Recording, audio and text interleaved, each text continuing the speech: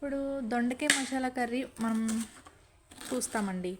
So అందులో ఇప్పుడు నువ్వులు ఏమంటారు, సో చాలా ఇంగ్రీడియంట్స్ మసాలా పేస్ట్ చేయమంటారు. మన దగ్గర నువ్వులు లేవు. సో మనం దానికి మన ఇంట్లో ఇప్పుడు నువ్వులు లేకపోయినంత మాత్రం నా కర్రీ మొత్తం మనం చేయకుండా ఉండలేము కదా. సో అన్నీ ఉన్నాయి, మన ఇంట్లో నువ్వులు లేవు. సో అయితే ఇప్పుడు ఆ ప్రాసెస్ మొత్తం అలాగే చేస్తాము. ఇప్పుడు ఆ నువ్వులు వేసేది 1 స్పూను ఆర్ 2 స్పూన్స్ వేస్తారు అంతే కదా. సో దాని బదులు మనం గసగసాలు వేసుకోవచ్చు, లేకపోతే జీడిపప్పు వేసుకోవచ్చు.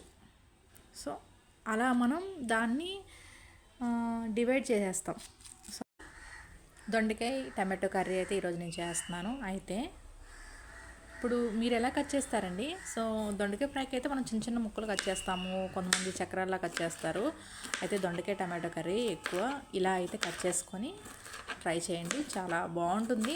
ఈజీగా కూడా మనకి దొండకాయలు కట్ చేయడం కూడా అయిపోతుంది.